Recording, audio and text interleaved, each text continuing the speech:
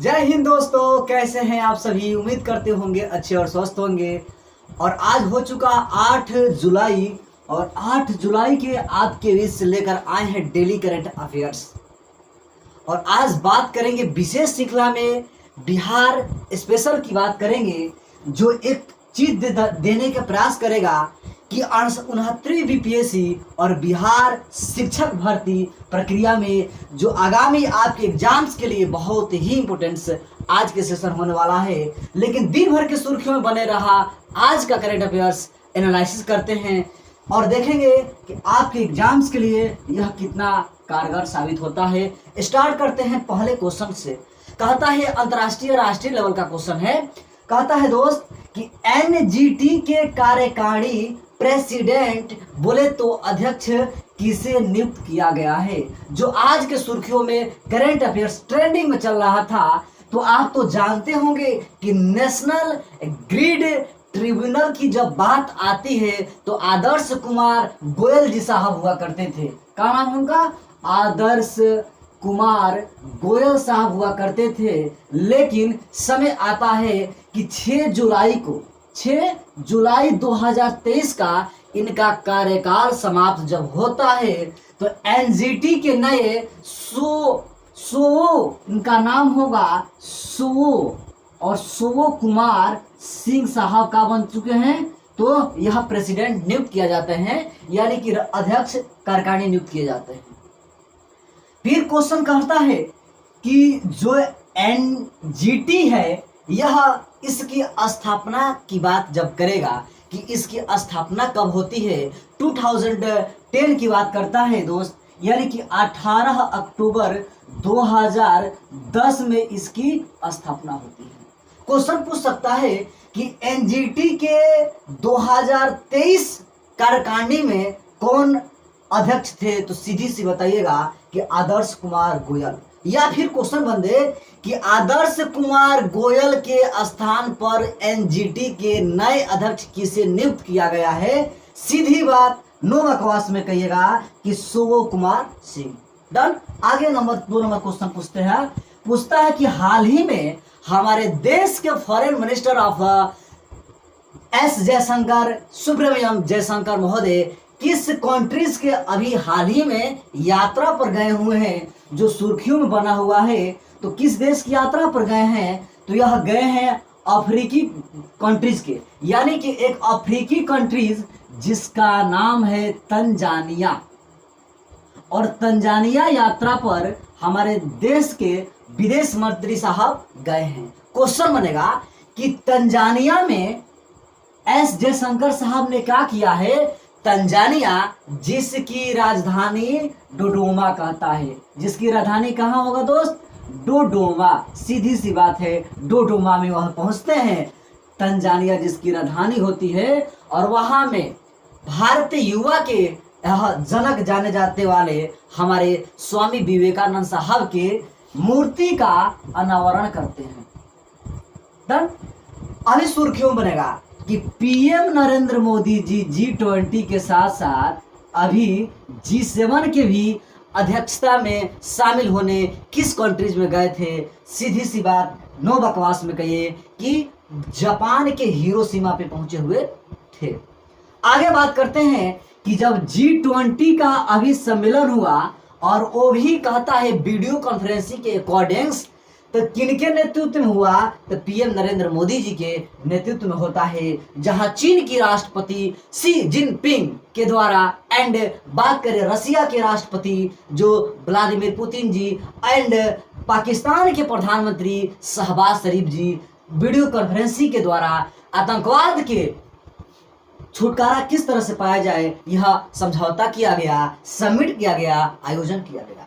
Next question कहता है जो 3 नंबर आपके एग्जाम्स के लिए बहुत ही इंपोर्टेंस बनेगा और आपके एग्जाम्स में यह 2 नंबर तो देकर ही जाएगा। राष्ट्रीय लेवल का क्वेश्चन साथी कहता है कि पिरामल फाइनेंस द्वारा पहली एक ब्रांच खोला गया, शाखा खोला गया, लेकिन कहाँ खोला गया, तो सीधी सी बात कहेगा कि ये तो भारत में खोला गया। लेकिन क्वेश्चन गहराई से पूछेगा कि भारत में कहाँ खोला गया, सीधी सी बात कहिएगा यह तो कोची में खोला गया है। कहाँ खोला गया है? कोची में खोला गया है। आगे बढ़ते हैं तो कहता है क्वेश्चन कि भारत का सबसे बड़ा रबर डैम, जो बिहार पीसीएस के लिए, बिहार आगामी शिक्षकों के लिए बहुत इंपॉर्टेंट क्वेश्चन बनेगा, इसको स्टार लगा लीजिए दोस्त। कहता है कि भारत का सबसे बड़ा रबर डैम जो बनाया गया है, कहाँ पे बनाया गया है? कहिएगा सर कि आप नहीं बताएं, बिहार में तो बनाया गया, लेकिन फिर क्वेश्चन गहराई के पूछ देगा बिहार विशेष श्रृंखला में कि बिहार में किस जिला में बनाया गया रबर डैम? सीधी सी बात कहेगा गया में। तो गया में भारत का सबसे बड़ा रबर डैम बनाता है। जब गया की बात आती है तो विशेष श्रृंखला में आज की बातें ही होगी महात्मा बुद्ध की। आगे हम चलते हैं 5 नंबर क्वेश्चन जो आपके एग्जाम्स के लिए बहुत इंपॉर्टेंस बनेगा। कहता है कि AIFF पुरुष फुटबॉलर ऑफ द ईयर किसे चुना गया है? सीधी सी बात कहिएगा ललियान जुआला। क्या नाम इनका होगा? ललियाल जुआना साहब, क्या नाम इनका रखा है? ललियान जुआरा। फिर कहें सर ये किस देश के रहने वाला है? सर आप नहीं जानते हैं, ललियान जुआरा है पूर्वोत्तर के राज्य जिसे हम क्या कहते हैं? मिजोरम कहते हैं, और मिजोरम की यह निवासी हैं, जो कहता है कि एशियन जो फुटबॉल फेडरेशन हुआ, इसी में तो पुरुष फुटबॉलर ने मैन ऑफ द मैच जीता है, जिनका नाम है ललिया जुटारे, जो मिजोरम के रहने वाले हैं। आगे बढ़ते हैं, क्वेश्चन नंबर 6 नंबर क्वेश्चन पूछता है, लेकिन एक स्टार वाला नोट में लिख लीजिएगा। त्रिपुरा जो बांग्लादेश को घिरता है तीनों तरफ से, वहीं त्रिपुरा में अभी हाल ही में विधानसभा का चुनाव हुआ है। क्वेश्चन बनेगा कि विधानसभा के अभी चुनाव में किस पार्टी के मुख्यमंत्री नियुक्त किया गया है? सीधी बात, नो बकवास में कहिएगा, भारतीय जनता पार्टी के प्रेम सिंह। कौन? प्रेम सिंह तवांग साहब क्या बने हैं? तो ये बीजेपी के तरफ से त्रिपुरा के पुनः चीफ मिनिस्टर बने हैं। आगे बढ़ते हैं 6 नंबर क्वेश्चन जो आपके एग्जाम्स के लिए, ये भी स्टार लगाइएगा। कहता है कि पीएम नरेंद्र मोदी के द्वारा किस स्टेट में 7,600 करोड़ रुपया की लागत से 10 परियोजनाओं का आधारशिला रखा गया है, जो सुर्खियों में बन रहा था। अभी जानते हैं जो दिन भर के ट्रेंडिंग में रहा कि पीएम नरेंद्र मोदी जी छत्तीसगढ़ में क्या किए हैं? छत्तीसगढ़ में ये 7,600 करोड़ रुपए के लागत से 10 परियोजनाओं की शुरुआत करते हैं। लेकिन आप सब जानते होंगे यह परियोजना देश के आधार के लिए, देश के विकास के लिए यह कितना कारगर साबित होता है, आप सब जानते ही होंगे। अगर बात करते हैं कि कहता है कि नरेंद्र मोदी की शुरुआत कर रहे हैं, वहीं भारत के प्रधानमंत्री, क्वेश्चन पूछेगा वनडे एग्जाम में कि कहेगा कि भारत के प्रधानमंत्री नरेंद्र मोदी कितने नंबर के हैं? तो नंबर कहेगा तो सीधी सी बात है 15 कहिएगा, यानी कि 15वें नंबर के। राष्ट्रपति कितने नंबर के? सर आपने नहीं बताया, 15वें नंबर के हैं। कहेगा उपराष्ट्रपति वाइस प्रेसिडेंट कौन है? तो जगदीश धनखड़ साहब हैं, और वो भी तो है, लेकिन 14वें स्थान पे, बोले तो 14वें हैं। आगे बढ़ते हैं, कहता है कि नरेंद्र मोदी साहब इनका संसदीय क्षेत्र कहाँ है? तो आप कहते हैं कि संसदीय क्षेत्र इनका वाराणसी में है, जो ट्रेंडिंग में चल रहा है, और वाराणसी में अभी देखे हैं कि नरेंद्र मोदी साहब का आगमन हुआ है। आगे बढ़ते हैं तो हम देखते हैं 7 नंबर क्वेश्चन, ये भी इंपोर्टेंस रहेगा, स्टार लगाइएगा। कहता है कि नंबूथिरी जी का अभी हाल ही में निधन हो गया, लेकिन वह कौन थे? इनका संबंध किस क्षेत्र से था? सीधी बात, नो बकवास में कहिएगा कि नहीं ये नायक थे, नहीं यह गायक थे, नहीं यह नायक थे, नहीं ये गायक थे, यह तो दोस्त क्या थे? तो चित्रकारी थे। अब कहेगा कि सर ये तो चित्रकार थे, लेकिन इनका संबंध किसी और चीज से था का? हाँ, चित्रकारी थे, और ललित कला अकादमी का नाम सुने होंगे। ललित कला अकादमी के ये कौन थे? तो प्रेसिडेंट बोले तो यह अध्यक्ष भी थे। फिर कहेगा क्वेश्चन कि सर ये नंबूथिरी जी का निधन हो गया, चित्रकारी थे, और ललित कला अकादमी के ये अध्यक्ष भी रहे थे, लेकिन क्वेश्चन बनेगा कि इनका संबंध किस राज्य से था? तो सीधी सी कहिएगा कि यही केरल से होगा। केरल जिसकी राजधानी तिरुवनंतपुरम है। और बात करता है केरल, अभी मैं जब साक्षरता की बात करूंगा, बिहार विशेष की बात करूंगा, तो क्वेश्चन पूछता है कि भारत में सबसे ज्यादा एजुकेशन की बात करता है तो वह केरल करता है। 95.7 के आसपास जाता है एजुकेशन है जो भारत में सबसे ज्यादा दिखाता है। एंड बिहार की जब बात करता है 61.8% साक्षरता है, भारत में सबसे ज्यादा साक्षरता है। कम पढ़े लिखे व्यक्ति हैं तो वह बिहार में है। लेकिन बिहार भी याद दिलाता है कि हर साल देखा जाता है, जो रिपोर्ट आती है कि हर साल आईएएस और आईपीएस बिहार को लगभग 50 से 30 मिल जाते हैं। इस तरह से देखते हैं। नेक्स्ट क्वेश्चन पूछते हैं 8 नंबर क्वेश्चन पे, और कहता है कि हाल ही में चंद्रयान 3 का कब लॉन्च किया जाएगा एंड किसके द्वारा लॉन्च किया जाएगा। तो कहिएगा कि यह चंद्रयान जो 3 है, टारगेट बनाया गया है, यह बनाया गया है 14 जुलाई को। 14 जुलाई को यह लॉन्च किया जाएगा। फिर का क्वेश्चन बचेगा कि कितना बजे लॉन्च करेगा। 2:35 में यह लॉन्च करेगा। क्वेश्चन बनेगा कि इसरो के द्वारा यह लॉन्च किया जाएगा। किसके द्वारा इस किया जाएगा? इसरो के द्वारा यह लॉन्च किया जाएगा। इसरो कहता है इंडियन स्पेस रिसर्च ऑर्गेनाइजेशन, जो बात करता है कि इनके प्रमुख कौन हैं। इनके प्रमुख कौन हैं तो आप सब जानते होंगे, एस सोमनाथ महोदय हैं। डन। फिर कहता है सर आपने नहीं बताया, इसरो जो है मिसाइल के लॉन्च करता है, भारत की एक रीढ़ के रूप में जाना जाता है, लेकिन इसकी स्थापना कब होती है? सीधी बात, नो बकवास में एक के सर के द्वारा सुनेंगे आप कि हाँ 15 अगस्त का दिन रहता है, लेकिन 15 अगस्त 1947 नहीं, आज़ादी का समय नहीं, आज़ादी की बात करता है 15 अगस्त 1969 में यह इसरो की स्थापना होता है। डन।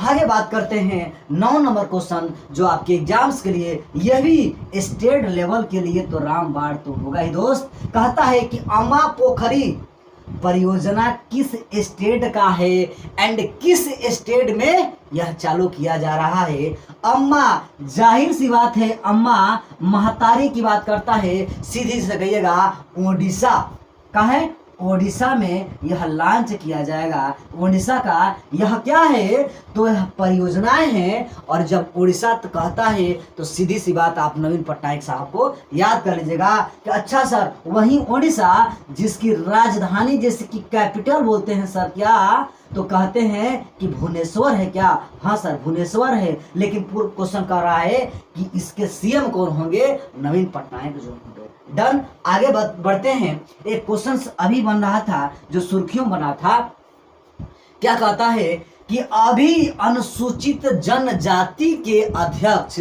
जिसे हर्ष कुमार साहब थे, क्या हो गया है? हर्ष कुमार चौहान का किए हैं, अपने पद से इस्तीफा दे दिए हैं। तो हर्ष कुमार जो चौहान साहब थे, अपने पद से 8 महीना पहले इस्तीफा दे दिए हैं। अब बात करते हैं, हेलो दोस्तों, आज की श्रृंखला में बात करेंगे बिहार विशेष की, जो आगामी आपके बिहार में आपका वादा है और स्वागत भी है कि आइए बिहार में टीचर बनिए और साथ ही साथ एसडीएम भी बनने का प्रयास करिए। तो स्वागत करते हैं पार्ट 3 में बिहार एक परिचय। और बिहार एक परिचय में यह लंबा तो वीडियो तो नहीं हो सकता, लेकिन हम कम समय में ज़्यादा कंटेंट देने के प्रयास करेंगे साथियों।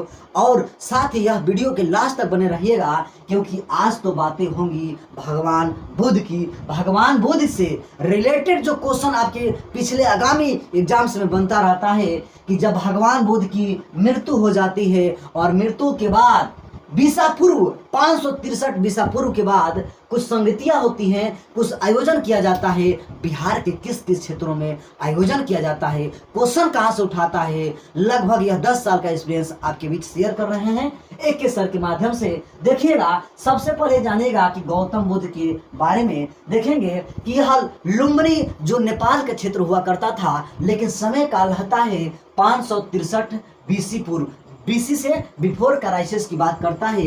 कपिल वस्तु का समय रहता है, कपिल वस्तु जिसे हम लुम्बिनी में कहते हैं, लेकिन अब जो लुम्बिनी है नेपाल में है। लेकिन आज़ादी के पहले से ही देखा जाए, इनका जब जन्म होता है तो वह नेपाल का क्षेत्र एंड भारत का क्षेत्र बटा हुआ नहीं था।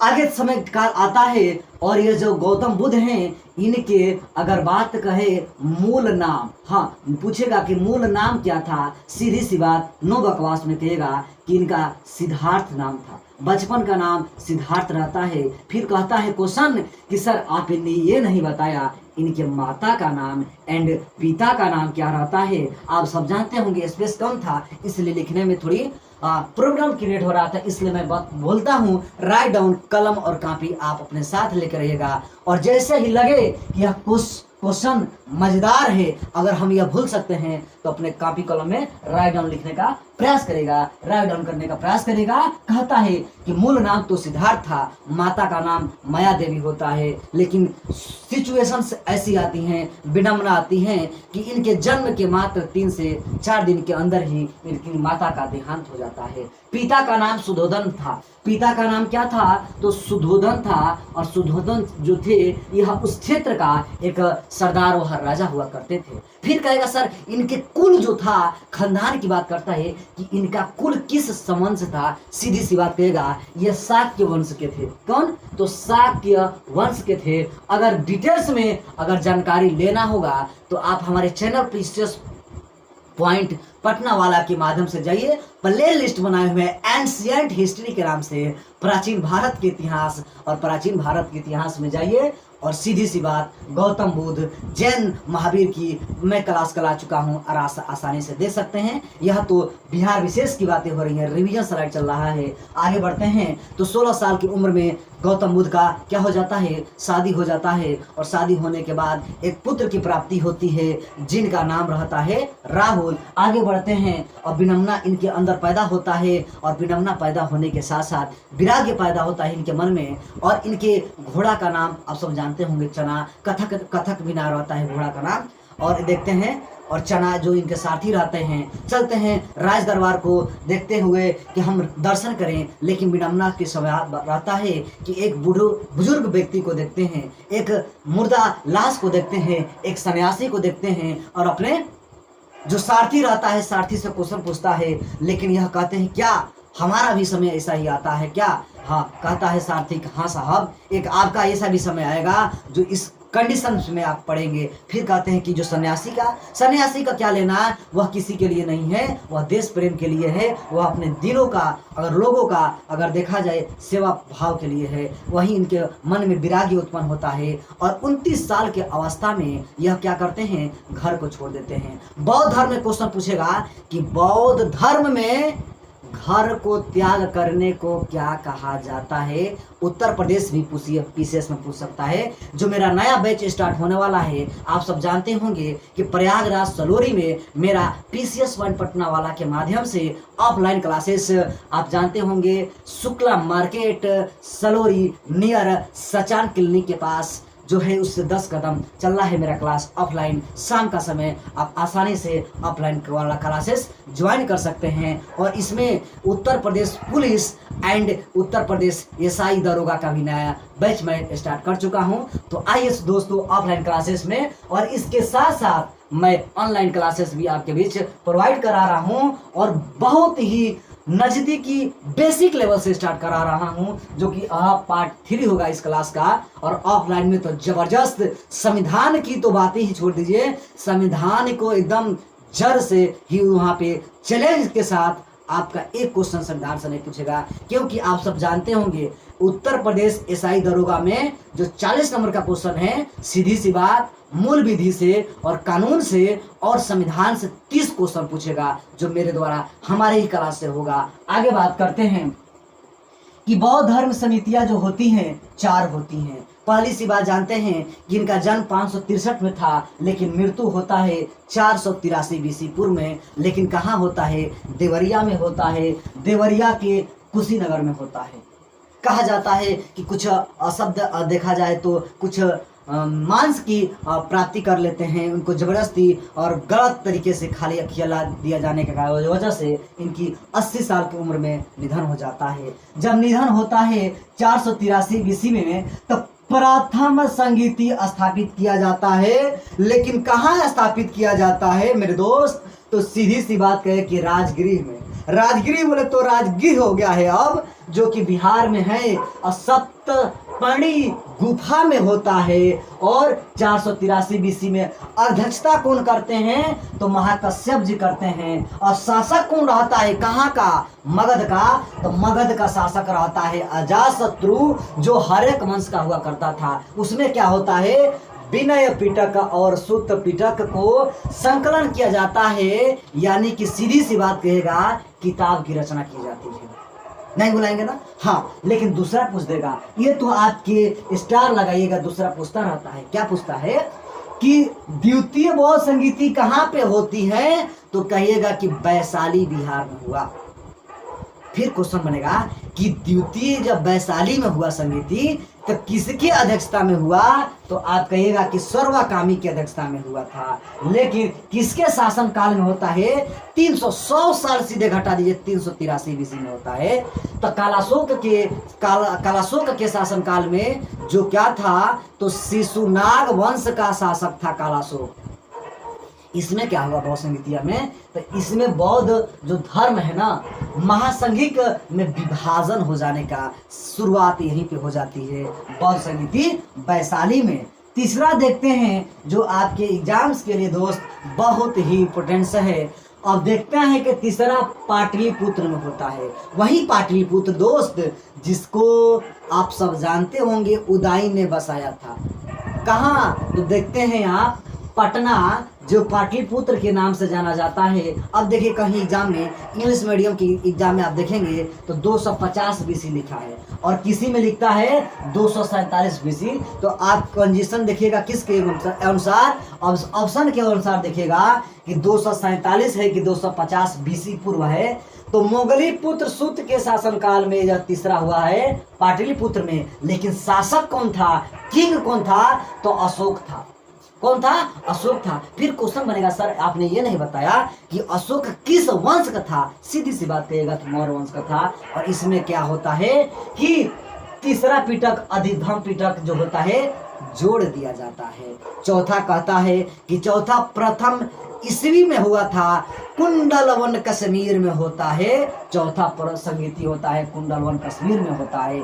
और देखेंगे उस समय मगध का जो क्षेत्र हुआ करता था, जो अब महाजनपद में पढ़ा चुका हूँ, जाकर प्लेलिस्ट में देखिएगा, सूरा महाजनपद हुआ करता था। जो सूरा महाजनपद में एक मगध हुआ करता था और मगध के जो शासक था कनिष्क था, कुषाण वंश का था, जिस उन्होंने वसुमित्र के अध्यक्षता में यह संगीति कराया था कुंडलवन कश्मीर में। और अब देखते हैं कि कनिष्क के दरबार में एक विद्वान हुआ करते थे, बहुत अच्छा विद्वान थे, जाने माने विद्वान थे, जिनका नाम था अश्वघोष। पारणी किताब का लिखन किए थे। हम जब एनसीईआरटी में आएंगे तो बताएंगे। तो पारणी का लेखक यही अश्वघोष हैं, बहुत अच्छे विद्वान माने जाते थे। तो जब वसुमित्र को अध्यक्षता कर दिया गया था चौथा में, तो उनको लगा कि इनको तो हम इंसल्ट करते हैं, इनको कोई पद नहीं दिए। कहा कि नहीं, इस संगीति का उपाध्यक्ष को क्या बना दिया जाता है, अश्वघोष को बना दिया जाता है। इसमें क्या होता है कि कनिष्क के शासनकाल बौद्ध धर्म और हीनयान और महायान दो खंडों में बढ़ जाता है। आप जानते होंगे ना कि बौद्ध के एक चेला रहता है, गौतम बुद्ध का एक चेला रहता है जिसका नाम रहता है आनंद। और आनंद के कह जाने से कहता है आनंद की हे गुरुदेव, आप जानते होंगे ना कि इस समुदाय में बौद्ध धर्म में आप महिलाओं को शामिल कर दीजिए। वो कहते थे कि जहाँ महिलाएं आएंगी कहीं ना कहीं दुरुपयोग क्या होगा, शोषण होगा और वो गलत तरीके में यह रास्ता चला जाएगा। और वही होता है पहली माता अपने जो प्रजापति गौतमी को पहला नारी के रूप में, जो शक्ति शिष्या के रूप में क्या देते हैं, ज्ञान देते हैं। और वहीं से देखते हैं कि पतन होने लगता है, स्टार्ट हो जाता है यहाँ से बौद्ध धर्म का। आगे बात करते हैं बिहार स्पेशल का। और बिहार स्पेशल मैप के अकॉर्डिंग आप जानेगा, क्वेश्चन सबसे पहले जानेगा यह जो बिहार है, बिहार नॉर्थ में नेपाल है, नॉर्थ बोले तो उत्तर में नेपाल है, और ईस्ट बोले पूर्व में क्या है, तो बंगाल है। पश्चिम में उत्तर प्रदेश है, और साउथ में देखते हैं कि यह उत्तर प्रदेश का भी यह क्षेत्र माना जाता है। और जो बोध गया के क्षेत्र आता है, सासाराम, रोहतास, कैमूर, ये सब आता है इसी क्षेत्र में। सीधी सी बात, आप जब हमने मैप बनाया बिहार का, सीधे से बीच से फाड़ दीजिए, अलग कर दीजिए दो धड़ों में, जो गंगा नदी प्रवाहित होती है। और गंगा नदी के जो स्पेशल मैं पढ़ाऊंगा तो उसमें बातें करूंगा कि गंगा नदी 2025 यहाँ पे कहा करता है किलोमीटर के एरियाज में है, लेकिन यहाँ पे देखेंगे बिहार के क्षेत्रों में 1432 या 35 के स्पेस में क्या करती हैं यहाँ पे। यह एक मिनट, गंगा नदी जो है बिहार में 442 किलोमीटर के आसपास ये क्या करती हैं, सफर करती हैं और पहुंचती है कानपुर, प्रयागराज, बनारस होते हुए, गाजीपुर होते हुए और हमारा सिवान जिला को क्रॉस करती हुई है, बॉर्डर बनाते हुए छपरा से होके और सीधे वह पटना में जाकर मिल जाती है और पटना से निकलते हुए आगे बढ़ती हैं और बंगाल के खाड़ी में जाकर गिर जाती है। डन। हम बात कर रहे थे इसका क्षेत्रफल से, यानी कि नेपाल जो सीमा बनाता है बिहार से, तो क्वेश्चन पिछला बार पूछा था बिहार पीसीएस में कि दोस्त बताइए कि नेपाल से बिहार का सीमा कौन कौन जिला टच करता है, यानी कि छूता है। तो सीधी सी बात करेगा कि पश्चिमी चंपारण और पूर्वी चंपारण हो जाएगा, और पूर्वी चंपारण पश्चिमी चंपारण हो जाएगा, सीतामढ़ी हो जाएगा, मधुबनी हो जाएगा, सुपौल हो जाएगा, अररिया और किशनगंज। और यह क्षेत्र का होगा, बंगाल का भी क्षेत्र आता है। समय का अभाव है मेरे दोस्त, और ज़्यादा कंटेंट देने के लिए ज़्यादा समय चाहिए, इसलिए मैं लाइन वाइज मैं आपको बताना चाहता हूँ। कहते हैं कि वेस्ट बंगाल में कितना जिला क्रॉस करता है, तो 3 जिला करता है। ऑफलाइन क्लास हो जाने की वजह से मेरी शेड्यूल बिजी होती है और इस वजह से मैं आपको टाइमली ऑनलाइन क्लासेस नहीं दे पा रहा हूँ, लेकिन मैं प्रयास करूँगा कि कल से मेरी क्लासेस समय से हो जाए। अब देखें वेस्ट बंगाल में 3 जिला से कुरलती है, किशनगंज, पूर्णिया, कटिहार। जब किशनगंज, पूर्णिया, कटिहार आएगा ना, ये कहिए कि खाल क्षेत्र है और बाढ़ का प्रकोप यहीं से बनता है। फिर कहा कि सर झारखंड का हमने बताया था ना कि अटल बिहारी की सरकार आती है 2001 में, और वहाँ 1991 से ही उनकी सरकार थी, और 1 में आते हैं और विधानसभा लोकसभा में पारित कर देते हैं। कब?